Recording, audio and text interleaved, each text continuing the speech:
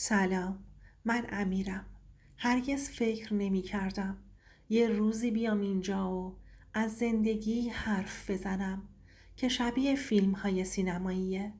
میدونی، آدم وقتی به عقب نگاه میکنه میفهمه همه اون نشونه ها جلوی چشمش بودن. ولی ما مردها همیشه میگیم نه، محاله، زن من اینجوری نیست. منم همینطور بودم. فکر می کردم نازنین همسرمه، عشقم و رفیقمه. ولی هیچ وقت فکر نمی کردم روزی برسه که بفهمم زنی که اسمش رو گذاشتم روی زندگیم همزمان با من زندگی دیگه ایم داره.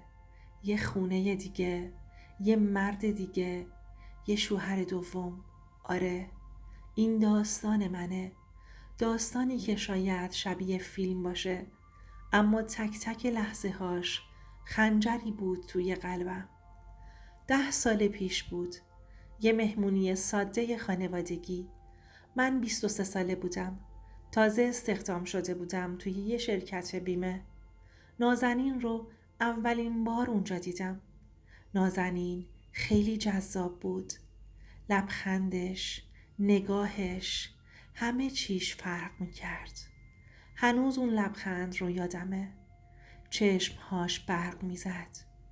اون شب از خجالت آب شدم تا بالاخره تونستم کنارش بشینم. گفتم شما اهل کجایین؟ لبخند زد و گفت تهران. ولی دلم یه جای دیگه است. اون موقع نفهمیدم یعنی چی. اما الان میدونم دلش هیچ وقت با من نبود. همون شب شمارش رو گرفتم. چند ماه بعد هم با اصرار من با خانوادش صحبت کرد و رفتیم خواستگاری. خانوادش خیلی معمولی بودن. مادرش زن سختگیری بود، ولی نازنین اونقدر شیرین زبونی می کرد که همه رو نرم می کرد. 1 سال بعد ما ازدواج کردیم و رفتیم سر زندگیمون. اوایل زندگیمون خوب بود. یه خونه کوچیک تو سعادت آباد اجاره کردیم. من کارمند بودم و اون خونه دار. اون روزا همه چی قشنگ بود. من صبح تا شب کار می کردم. نازنین خونه رو می چرخوند. گاهی که برام غذا درست می کرد و روی میز میذاشت می گفت امیر، تو خسته ای؟ من فقط میخوام تو آرامش داشته باشی. کم کم با هم برنامه ریختیم برای خرید خونه. من 2 شیفت کار میکردم. از جونم مایه میذاشتم. نازنین میگفت امیر، تو تکیه گاه منی. من فقط با تو آرومم. اون روزا باور داشتم که خوشبختم. حتی وقتی میدیدم گوشیشو قایم میکنه یا دیر جواب میده میگفتم خب زنها اینجوری هن. دیگه هیچ وقت بهش شک نکردم. وای، اگه میدونستم پشت این حرفا چه نقشه هایی خوابیده. کم کم تغییراتش شروع شد. میدیدم گوشیش بیشتر تو دستشه. حتی گاهی میدیدم گوشیش رو قایم میکنه. لباسهاش یهو شیک‌تر شد. آرایشش غلیظ‌تر. میگفت میخوام به خودم برسم. خب منم فکر میکردم طبیعیه. بالاخره زنها این چیزها رو دوست دارن. یه روز دیدم یه مانتوی گرون خریده. گفتم نازنین، پول از کجا آوردی؟ گفت مامانم برام خریده. من ساده باور کردم. اما کم کم بهونه هاش زیاد شد. می گفت میره کلاس زبان، بعد کلاس خیاطی، بعد کلاس نمیدونم چی. هر بار یه بهونه. یه بار پرسیدم چرا این همه کلاس میری؟ گفت میخوام پیشرفت کنم. میخوام تو منو ببینی و بگی زنم نمونه است. دلم لرزید. خوشحال شدم. شبهایی رو که دیر میومد میگفت پیش دوستشه. خیلی احمق بودم که باور میکردم. نمیدونستم اون کلاس ها و شب دیر کردناش یه پرده دودی بود. یه شب بارونی بود. بارون ریز. خیابونها بوی خاک گرفته بودند. زنگ زدم به نازنین بگم که دیرتر میام. اما گوشیش خاموش بود. دلم آشوب شد. سریع رفتم سمت خونه. وقتی رسیدم دیدم چراغ‌های خونه خاموشه. اون موقع ساعت 10 شب بود. پیش خودم گفتم این یعنی کجا رفته؟ روی مبل نشستم. هر صدای کوچیکی رو میشنیدم قلبم تند میزد. ساعت 11 شب در باز شد و نازنین با یه لبخند اومد تو. گفتم کجا بودی تا حالا؟ گفت با مهسا رفته بودیم کافی شاپ. گفتم مهسا چرا گوشی تو خاموش کردی؟ یه لحظه مکث کرد و گفت باتری تموم کرده بود. من دیگه چیزی نگفتم، اما اون شب برای اولین بار حس کردم یه چیزی پشت پرده است.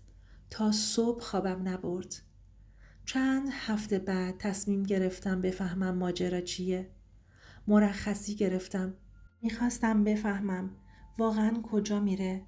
صبح دیدم آماده شد. یه مانتوی آبی پوشید. کیف دستی مشکی.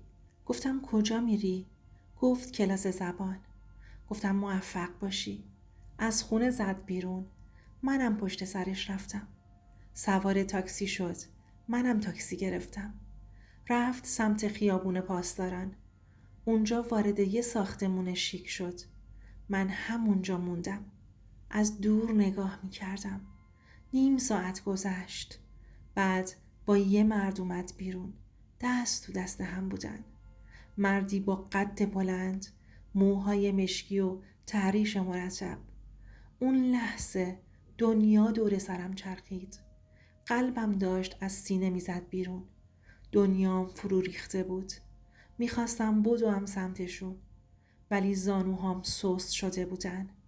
فقط نگاه کردم.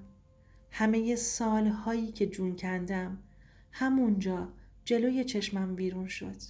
بعدن فهمیدم اسم اون مرد رضاست. یه مرد حدوداً 35 ساله.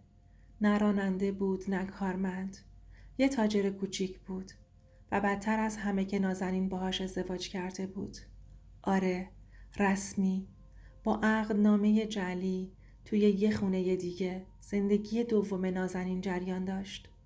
یه زن، 2 شوهر، 2 خونه. این یعنی بدترین کابوس یه مرد. میدونی دردش کجاست؟ اینه که وقتی میرفتم سر کار، نازنین میرفت سمت خونه دوم. اون روزا شاید همون لحظه که من پشت میز سر کارم بودم، اون داشت دست یه مرد دیگر رو میگرفت. این یعنی تموم شدن یه مرد. وقتی همه چی رو فهمیدم رفتم پیش پلیس. مدارک ها رو دادم. یه روز جلوی همون خونه نازنین و رضا رو گرفتن. نازنین گریه می کرد. می گفت امیر من اشتباه کردم، منو ببخش. ولی دیگه فایده نداشت. اون لحظه فهمیدم خیانت مثل سم میمونه. حتی یه قطرش هم یه زندگی رو ویرون میکنه. میدونی دردناکترین بخش ماجرا کجاست؟ اینه که با دستهای خودم زنی رو که سالها عشق صداش میکردم تحویل قانون دادم. اون روز فقط یه جمله توی ذهنم تکرار میشد: خیانت هیچ وقت بی جواب نمیمونه. و این پایان زندگی من و نازنین بود. حالا میخوام بهتون بگم اگه حس کردین کسی داره ازتون فاصله میگیره، ساده نگذرید. چشم هاتون رو باز نگه دارید، چون هیچ خیانتی، هیچ دروغی برای همیشه مخفی نمیمونه. من زندگیمو باختم چون دیر فهمیدم. شما دیگه دیر نفهمید. و در آخر دوستای من، این فقط یکی از صداهایی بود که بالاخره شنیده شد. صداهایی هستند که هنوز تو سکوت گریه کردن و من قول میدم اینجا توی سایه های خیانت اونها رو براتون روایت کنم. پس اگه هنوز سابسکرایب نکردی همین الان انجامش بده، چون داستانهای بعدی صدای آدمهایی یعن که هیچ وقت فرصتی برای فریاد نداشتن.